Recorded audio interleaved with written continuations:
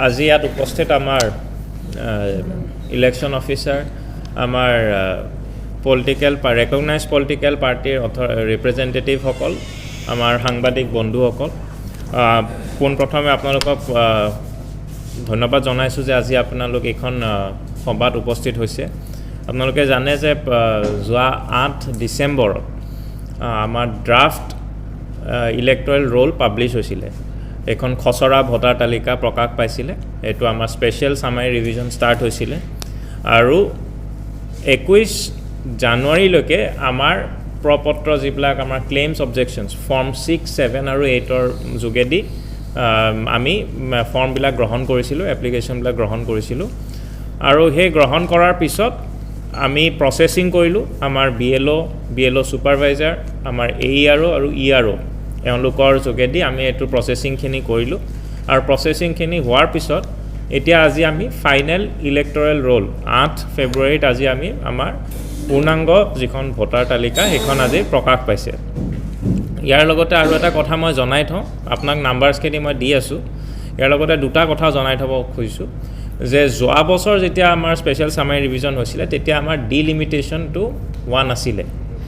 তো এইবাৰ আমাৰ ডিলিমিটেশ্যনৰ পাছত আমাৰ সমষ্টিকেইখন সলনি হৈছে 1 নম্বৰ আগতে আছিলে 28 নম্বৰ গোসাইগাঁও আৰু 29 নম্বৰ কোকৰাঝাৰ ৱেষ্ট সমষ্টি আছিলে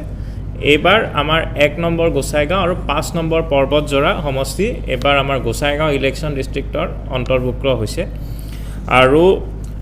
আমাৰ পপুলেশ্যনটো একৰ্ডিংলি চেঞ্জ হৈছে আগতে যিমান আছিল তাতকৈ অলপ কমিছে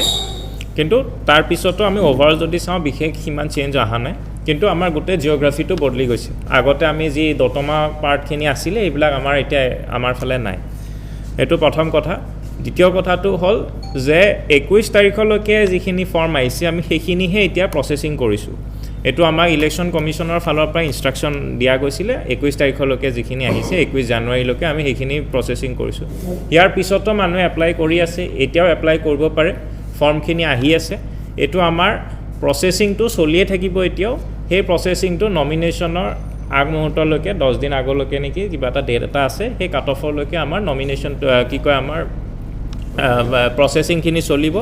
তাৰপিছত এখন ইণ্টিগ্ৰেটেড ৰোল এখন পাব্লিছ হয় এইটো ইলেকশ্যনৰ কাৰণে এইটো স্পেচিয়েল এটা পদক্ষেপ আমাৰ গভৰ্ণমেণ্টৰ মানে as per the rules election conduct of election ৰুলছত আছে তো মই আপোনাক এইখিনি ক'লোঁ তাৰপিছত মই এনে ডাটাখিনি আপোনাক কৈ দিওঁ ধৰক যেতিয়া আমাৰ খচৰা তালিকাখন প্ৰকাশ পাইছিলে তেতিয়া আমাৰ 1 নম্বৰ গোসাইগাঁও সমষ্টিত আপোনাৰ টোটেল 1,13,733 ভোটাৰ আমি মানে খচৰা তালিকাত আছিলে আৰু তাৰ ভিতৰত মেল আছিলে 57,000 আৰু ফিমেল আছিলে 56,000 চিমিলাৰলি ধৰক পৰ্বতজোৰা 5 নম্বৰ পৰ্বতজোৰাত খচৰা তালিকাত 1,65,837 আমাৰ ভোটাৰ আছিলে আৰু তাৰে আপোনাৰ পৰ্বতজোৰাত মেল আছিলে 84,992 আৰু ফিমেল আছিলে 80,845 তাৰপিছত আমি ফৰ্ম 6, 7, 8 আমি ল'লোঁ ফৰ্ম 6 আপোনালোকে জানে যে নতুন ভোটাৰ ইনক্লুজন আৰু ফৰ্ম 7 হ'ল ডিলিশ্যন আৰু ফৰ্ম 8 হ'ল মডিফিকেশ্যন ধৰক এড্ৰেছ চেঞ্জ হৈছে নামটো কিবা চেঞ্জ কৰিবলগীয়া হৈছে বিভিন্ন ধৰণৰ মডিফিকেশ্যন তো এই গোটেইখিনি আমি লোৱাৰ পিছত আমাৰ ফাইনেল যিখন ভোটাৰ তালিকা পাইছোঁ তাতে আমাৰ 1 নম্বৰ গোসাইগাঁৱত 1,13,282 নম্বৰ আমি মানুহ পাইছোঁ মানে ভোটাৰ অন্তৰ্ভুক্ত হৈছে আৰু 1,13,282 আৰু 5 পৰ্বতজোৰাত 1,68,251 আমাৰ ভোটাৰ অন্তৰ্ভুক্ত হৈছে তো আপুনি তো সেইটোৱে আমাৰ এতিয়া বৰ্তমান তাৰে ধৰক আপোনাৰ মেল আছিলে 1 নম্বৰ গোসাইগাঁৱত 57,073 আৰু ফিমেল আছে 56,209 আৰু 5 নম্বৰ পৰ্বতজোৰাত মেল আছে আপোনাৰ 85,992 আৰু ফিমেল ওলাইছে আপোনাৰ 82,259 আৰু আপোনাক মই এনে যদি ফৰ্ম 6, 7 কিমান পাইছোঁ সেইটো এনে ক'ব পাৰোঁ ফৰ্ম 6 আমি পাইছিলোঁ ধৰক 2,680 আৰু গোসাইগাঁৱৰ কাৰণে আৰু পৰ্বতজোৰাৰ কাৰণে 5,128 চিমিলাৰলি ফৰ্ম 7 আমি পাইছিলোঁ 3,005 গোসাইগাঁৱৰ কাৰণে পৰ্বতজোৰাৰ কাৰণে 3,095 পাইছোঁ আৰু ফৰ্ম 8 পাইছোঁ আমি 1453 ফৰ গোসাইগাঁও আৰু পৰ্বতজোৰাৰ কাৰণে 2841 মানে 2841। তো এইখিনি আমি বিভিন্ন ধৰণৰকৈ প্ৰচেছ কৰিলোঁ। এই প্ৰচেছিঙৰ সময়ছোৱাত আমি পলিটিকেল পাৰ্টিক প্ৰতি সপ্তাহত আমি যিমানখিনি ফৰ্ম পাওঁ, ফৰ্ম 6, 7, 8ৰ এটা আমি ৰিপৰ্ট এটা পঠিয়াওঁ। এইটো আমি ফৰ্ম 9, 10, 11ত আমি পঠিয়াওঁ। আৰু তাৰ লগতে